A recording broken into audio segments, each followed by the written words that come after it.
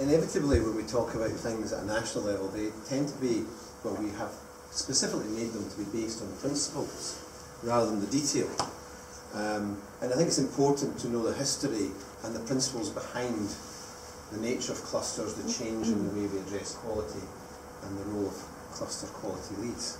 So I spent most of last night, till quite late actually, digging out the actual words we've said in the various contract iterations, even the ones leading up to the big contract change last year, because it has all been said in the agreed documents, a lot about what the principles are behind the changes. So I think that's what I'm going to take you through today, is that now a lot of these slides are quite wordy. I broke my rules and had too many words, but I'm going to point out the key points. Some of them you just have to get the key point from different things, and you might want to refer back to them when you're trying to say, what are we trying to do here, and what's the principle behind what we're doing. So the key thing here is that we're talking about outcomes, and that's why we've changed from quality processes, which was largely what COF is about, to start focusing on what actually happens to our patients. I usually say when you get anybody in the NHS, manager, clinician, whoever, you scratch them a little bit, and underneath it you find they want to make things better for patients. It's a great motivator to all of us who work in the NHS. When you have people from abroad, they talk about the non-cash benefits of working in the NHS. And one of them is you're allowed to try and make things much better for patients without thinking about how much you earn from it. So, when we talk about the extrinsic role, so let's go into that a bit more. So why did the government listen to us about why they're going to invest in primary care at all? Because for years we've been, my whole career it's been a primary care-led NHS, except it hasn't been. And for a long time, particularly since 2004, no government in the UK was willing to put investment into GPs particularly. You know, we go into the reasons why, a lot of them are to do with principles as well, but no money was going to come towards general practice to allow it to change. So what got the government interested? Well, it's basically demographic change, because we've got this massive change in demographics. If we keep doing what we're doing now in terms of how we practice medicine, the way it's hospital-based, you know, we're not going to have enough resources. You cannot build enough hospitals to keep doing things that way. And there are lots of figures. One of the ones that was quoted is that 30% of hospital bed days are used by people who are going to die within a fairly short space of time. There's a good case to say they're not getting good care, and yet they're using up a lot of the resources. If we freed up 30% of hospital resources, that's a lot of money to do good that we'd know would make a difference. So what we said is general practice is the answer to that. It's the right kind of medicine for the future needs of patients of Scotland. So the government said, okay, we're willing to invest, but not directly into GP accounts. So fair enough, we had to invent a somewhat complex manner to do that. But that's what got them to invest, and I have to say, if we don't deal with that demographic change well, the NHS will fail in my view. So I have no bones about saying one of the key things that clusters have to achieve is dealing with more complex patients in their own homes. It's right for the patients, it's right for the country, and it will make the NHS effective and affordable in future. So everyone ends up concluding that care at home is the right answer. I was then going to look back in history to when did we start talking about GP's involvement in the overall system quality in the NHS. Well, in 2015, under localities guidance, and you don't have to read all of that, but it says here that one of the criticisms of CHPs was the lack of opportunities for communities of professionals, including GPs, taking an active role in providing leadership for local planning of service provision. So even back in 2015, it's been recognised that if you don't involve the clinicians, you've got a major problem. You're not likely to succeed. Shona Robeson, 2015, previous Cabinet Secretary for Health, also said a vision about community, primary community at the heart of healthcare, saying that primary healthcare professionals will be involved in the strategic planning of our health services. So that was back in 2015, government intention to get clinicians involved in that. Under the TQA in 2016, which actually started the whole cluster of business, we started this before we did the new contract, because we had to change the nature of quality and the involvement of clinicians in how the health service works. So this is the document, so it's a bit dry, but if you haven't looked at it recently, this one sets up clusters and CQLs. So, talking about changing the contribution that general practice makes to patient outcomes in the GMS contract, even back in 2016, it's all about patient outcome changes. Moving away from the QOF, which we then subsequently got rid of, and a structured collaborative approach, peer-led, values-driven. So this was 2 years before we actually introduced the whole new GP contract. So these ideas were being explored way back, and I do commend you to look back at that document. Talking about the values-driven governance, reflecting and sensitive to the different needs of different communities. That's why you're all doing slightly different things. Why we didn't specify at national level what you had to do. Because we recognised we're all in different places in our communities, and you know best how to start addressing them. The new Scottish GP will be the heart of quality improvement, so there's a specific role for GPs to be involved in that. It's never been so clear that we are to be involved in our new role in overall performance of the NHS and how the quality of care can be improved. And meaningfully engages every GP in the quality agenda. That's why clusters are so small. That's why every practice sends a PQL. So every clinician has to be involved in this, because there's a lot of evidence that it's very difficult to influence clinicians to change their clinical decisions, especially for high-risk ones about keeping people at home and managing risk in the community. That's a very individual clinician-specific activity. So if you want success in those complex decisions, every clinician must be involved in this clinical quality agenda. That's why every practice is engaged. That's why it reaches into every single practice. And an opportunity for GP leadership to have influence, impact and benefits much wider and greater than just at the individual and practice level. So we're being quite explicit. It's not just about the patient in front of you or your own practice list. It's about your communities and the overall functioning of the health service. And that's a much more explicit intention of GPs having to take on that role, and a bit more about how we decided whether we do it later on. And also removing the link between achievement and payment. You can sum that up, obviously. We saw that the transactional nature of GP's relationship with the NHS, you give me some money, you don't give me enough money for this, has broken down the essential clinical relationships with other professionals, but also with managers in the NHS. A huge distance and gulf that appeared between us and them since 2004, and has been to the detriment of the NHS and patient care. So the patients in Glasgow usually think of themselves as relating to their GP, and we generally just think of ourselves as relating to our own patients. And that's kind of the traditional model that we would see ourselves in. Now, we had a discussion with government. We said, do you want us engaged at all in this, giving you advice on how to make the NHS work better? Or actually, to be honest, we could just do our clinical work, stay in our consulting room and go home at the end of the day and have nothing to do with it. If you don't want us, just tell us now, because it's much simpler, and we'll just say, GP's job is to be a clinician and pay no attention to how the rest of the NHS works. We're quite willing to do that because we're too busy. And they thought about it, and we balanced this. Shall we just be internally focused, or shall we have an external focus? In the end, the government said, no, we want you explicitly to have as part of your role to be involved in the overall functioning of the NHS. And this was one of the reasons why. Alistair Noble was a retired GP from there, and one of the things he said during our many discussions is the clinical decision is the spending or commissioning decision. Clinicians actually spend the NHS's money by the decisions they make, and it's extremely difficult for managers to influence those. And if the clinicians are detached from what it costs and how their spending influences other parts of the NHS, then you're in big trouble.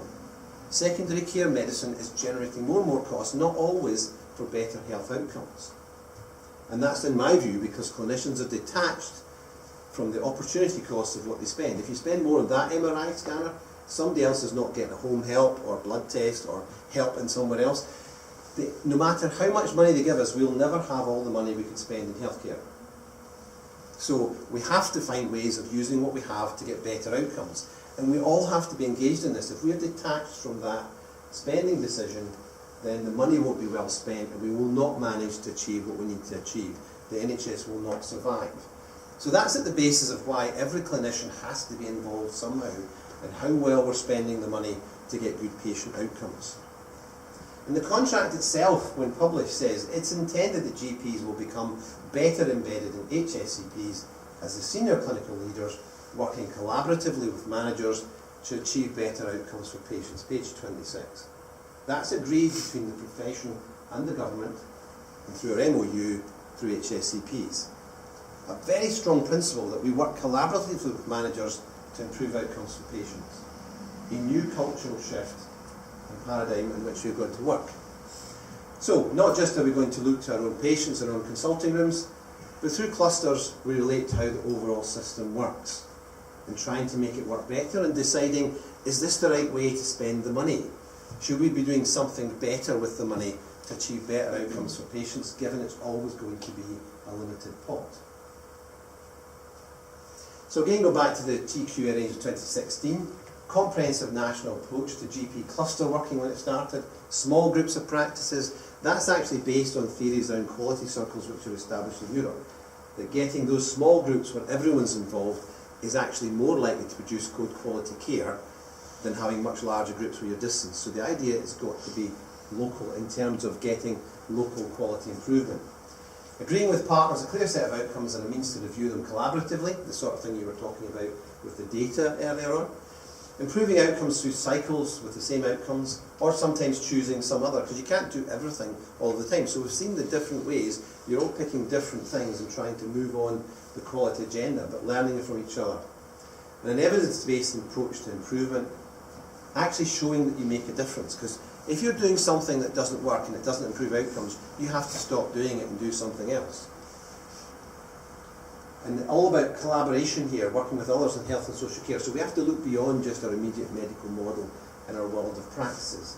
And if the one thing 2004 contract did, it made us focus internally just on the practice as a business, as a unit on its own, and we've kind of locked ourselves away from the rest of the system.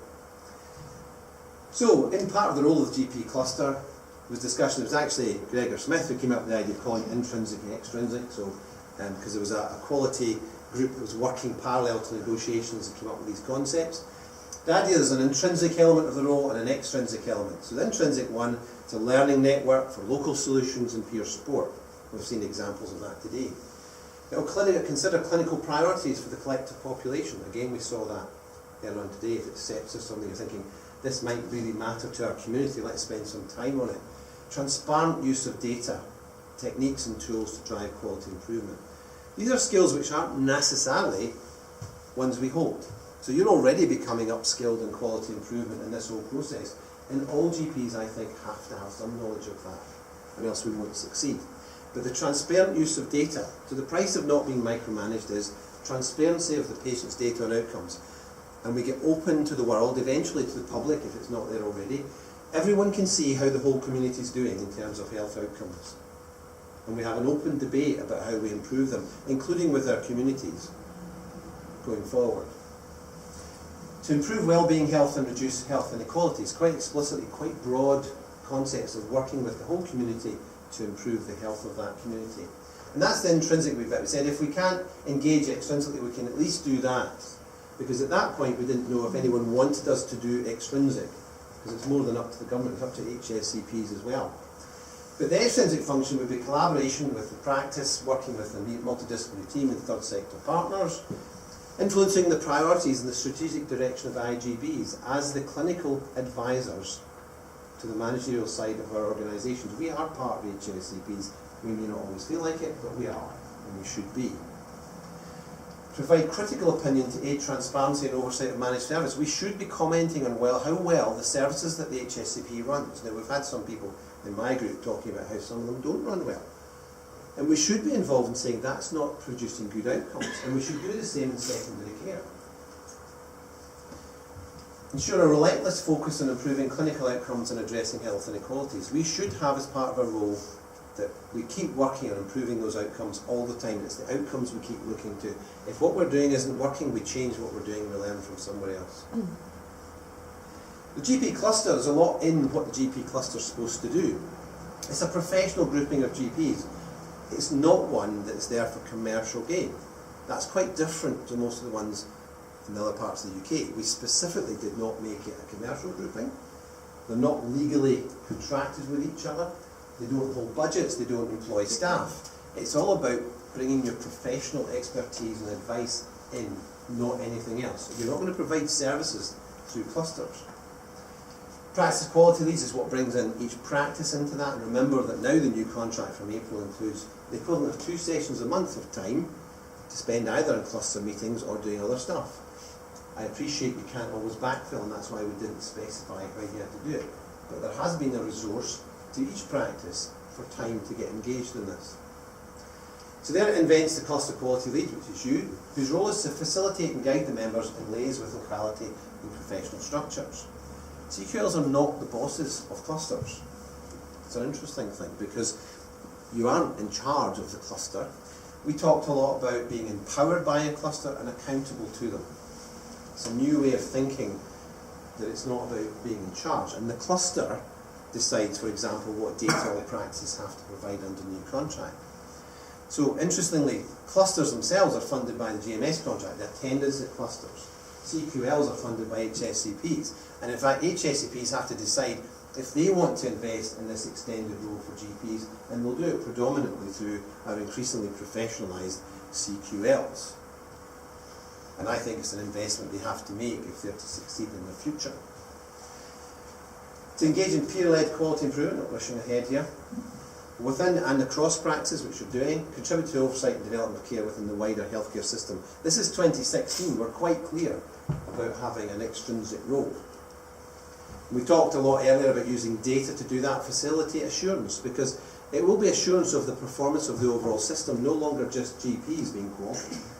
But the whole system has to demonstrate quality assurance of the care that's provided by everyone else. And we're talking about all parts of the health and social care system. Cluster leads, it talks about specifically, appointed and empowered by the cluster and the partnership. So you sit between HSCP management and cluster, trying to facilitate and engage those two groups more effectively. But accountable to clusters for delivering change, because somebody has to make things happen in between meetings. We talked about trying to bring back those GPs who are willing to take part in any kind of management. We need to bring them back into the professional fold, otherwise nothing happens between meetings, because no one's doing anything. It needs to be much more acceptable for GPs as part of their career to take on part of cluster quality, the CD, professional management role. We need clinical managers to make things happen. It's not just enough to meet once a month and expect things to happen. To improving outcomes for patients, showing leadership, linking it to the wider system, improve communications, develop the capacity to identify opportunities for improvement. So we have to start understanding that data we've just been talking about. GPs aren't naturally going to be good at that. So the idea of the list workers was that you'll get someone who understands data, can go and get you the data.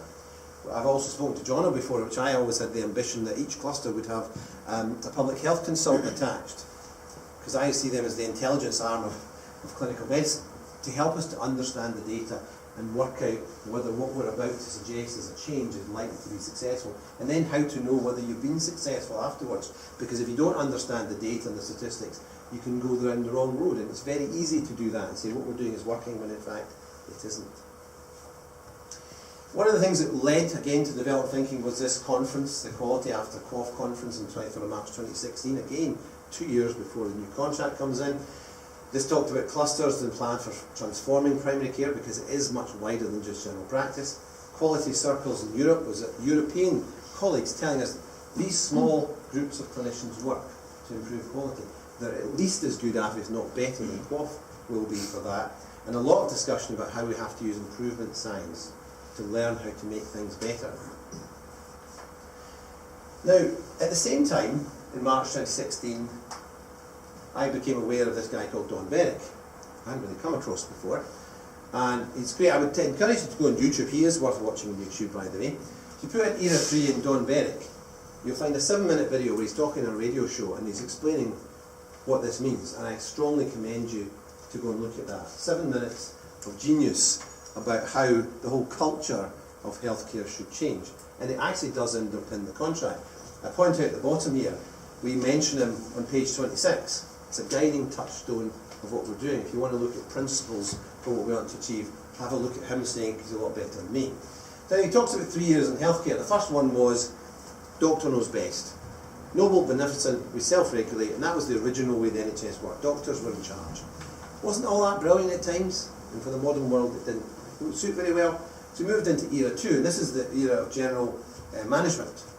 And it tends to be associated with accountability, scrutiny, measurement, incentives, and market mechanisms. The first one was, trust me, I'm a doctor. This one is, I don't trust you because you're a doctor, tick some boxes and I'll give you some money. To put it in the extreme fashion. Neither of these systems has succeeded. And we all have to be big enough to say, it's time to do something else. And what Don Berwick says is it's either 3 we need to do, and he suggested 9 ways to get there. Stop excessive measurement, abandon complex incentives, reduce the focus on finance, increase attention to quality of care, reduce the professional prerogative. You can't just say, I'm right because I'm the doctor, especially when we're all in one room, we're all saying different things. Commit to improvement science, improve transparency, protect civility. He says that the manners we need in discussing healthcare should be that of the dining table, not the boxing ring. We tend to be belligerent with each other. I'm not quite sure how we got to the stage we are now. Even in your clusters at times, it'll be like a fight. Talking about it earlier, Austin, why do we work that way? In healthcare, it's meant to be nice, friendly, we're meant to be nice to each other, and we just aren't anymore. That's true in management, it's true in clinicians. He suggests you need to become civil and use the manners of the dining table, not the boxing ring, for this to work. And I strongly commend that, which is why we work collaboratively with governments and HSCPs to bring about the contract. We try to show by example that we're going to be civil, and even though we might fall out at times, we can fall out and still carry on working together. Because we accept that you can disagree, and you might even fall out and go to court. It doesn't matter, you still got business to do. We shouldn't fall out because we're falling out for one thing. We're much more grown up. And he also suggests you reject greed because it erodes trust. Now that's across many different aspects of healthcare. And to some extent, the new contract is doing that bit, because we're saying we might limit our ability to profit from healthcare. That's what we're saying. So we're saying some of that, but it also means that we don't end up having people suspicious, as they have been since 2004, if you give GPs money, we'll just keep it in our pocket and it won't change healthcare. So we have to think about that as a profession, but it goes wider than that, and I would commend Don Berwick to you in explaining that. In 2017, we moved on a bit further. The Deputy CMO Group produced quality proposals, which I'll show you in a minute. We started talking about the future role of the GP, and remember this, that the future role of the GP doesn't start till all the changes have occurred in the next 3 years, because I've created capacity. When we're talking about those figures earlier about affecting high healthcare patients, I'd love to do that, but I'm too busy. Okay? When I'm in practice, I'm too busy to do that. So we agreed with the government, our new role comes in once the workspace has been cleared. And you know that's a challenging agenda in itself. So don't be thinking that you can or will achieve all these changes until the transformation of general practice has occurred. Undifferentiated illness remains one of our key areas, and quality and leadership are expressly part of our job. So we have to get good at it. You've been to leadership courses, quality improvement courses. That's got to be the business, part of the business of being a clinician in the future. And GPs will have a voice in the wider system, and much more towards a primary care-led NHS 2017. This framework, I don't know how familiar you are with it, but Greg R. Smith worked on this to try and do some more work on how quality can be improved through this new mechanism. If you're not aware of it, you should probably have a look back at it. Now, in the contract, specifically, and it is signed, sealed and delivered, a new role for the GP subcommittee, which has existed since pre-NHS days, where GPs get together, elected to represent the profession. Now, only in 2004 did that become a much more transactional relationship about money, negotiating contracts, and a them and us type feeling with the rest of the NHS. So we're reversing that in the sense that we're saying the GP subcommittee, which is the name that we try to emphasise within the NHS, is going to have a strengthened role to join that Area 3 collaboration with managers in the NHS. It's how the profession will knock its heads together to get us to agree, because there's no point everyone in this room having a different view on how orthopaedics pathways should look. Now, in your local area, how your district nursing works, that's something you can do in your cluster. When you do something that affects the whole system, you can't just say, my cluster wants it that way and your cluster wants it this way. So the purpose of this is to bring together all the clinicians in general practice, the clinical directors, the CQLs and the GP subcommittee together, to knock our heads together to get good at forming good evidence-based advice on clinical pathways and changes to services, which we can then give to who you otherwise would call the commissioners, whoever pays for services in the community or secondary care. So these are words taken from the contract. This is not us making up the whole purpose of this, and we called it the tripartite group just because there's 3 kind of key groups of clinicians we bring together. but a fresh role for the GP subcommittee doing this extrinsic function. So we've decided there will be an extrinsic function to provide professional advice, combined advice on the commissioning and planning of processes for integration authorities and NHS boards. So we said that will be part of the GP's role going forward. The CQL will work in close collaboration with the medical advisory structure that's already there, medical directors, clinical directors, strategic planning groups and the GP subcommittees.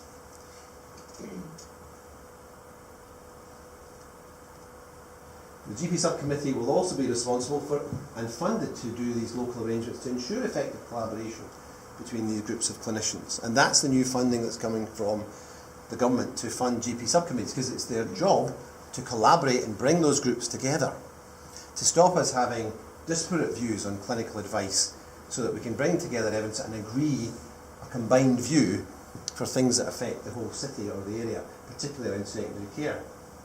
So the tripartite collaboration is in the contract and has been agreed and developed over a long period of time, but we're only just beginning to start dealing with it now. So the idea is, again, each of the clusters around the city, and you can't really read the middle, but it's a GP subcommittee brings together the tripartite group of CQLs and clinical directors to advise the health and social care partnerships and the health board, where it's, because we don't really have commissioning. The problem we're now finding is there's no one to point at, because there isn't actually in Scotland a proper commissioning process. Now, I've only become aware of this, and I appreciate that's a controversial statement, but you know, I've seen a lot of what happens in England. I can't always say it's great, but in Scotland, increasingly we don't really have a process that says how well are we spending the money across primary and secondary care. Now, in theory, HSCPs control 70% of the budget, including an acute.